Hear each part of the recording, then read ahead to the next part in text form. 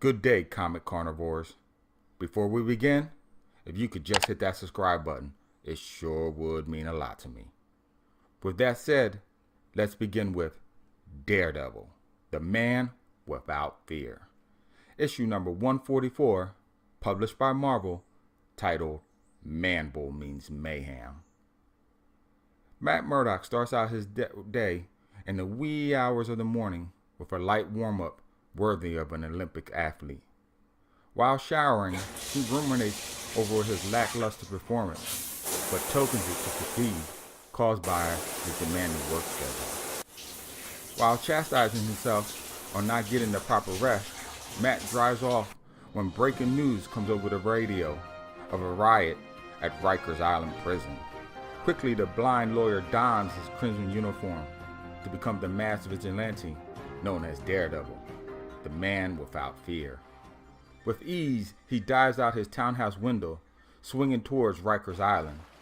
When he gets there, Dee finds out that the riot is really a one-man show known as Man-Bull. Without hesitation, Hornhead presses the attack, while unbeknownst to him, an oddly shaped aviation vehicle approaches the yard in search for the escaping convict. Man-Bull dives at Hornhead, and he easily evades his attack. Not learning his lesson, the muscle-bound brute charges on Hornhead, and he leaps over using his own opponent's momentum against him. Quickly, the convict turns and charges again, and once more, Daredevil leaps over his horns.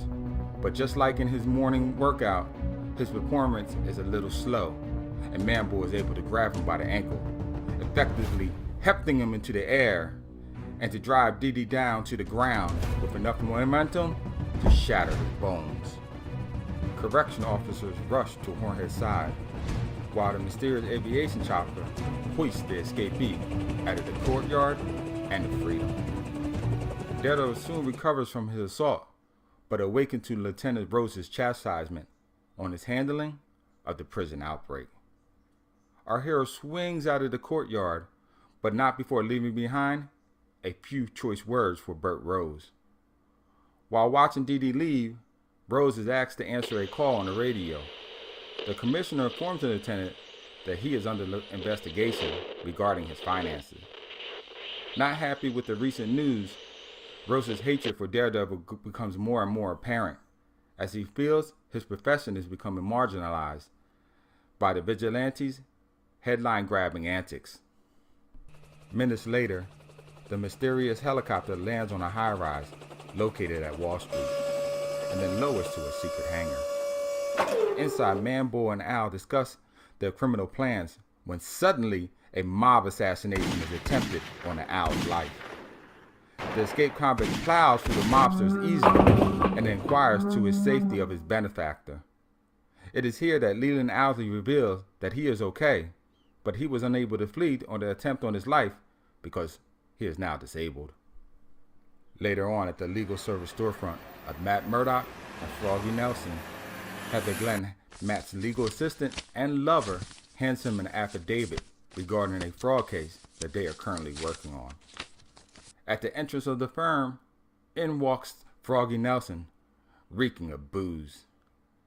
He explains that he has been up all night worrying about the kidnapping of Deborah Harris, when suddenly a shootout takes place right outside of their storefront.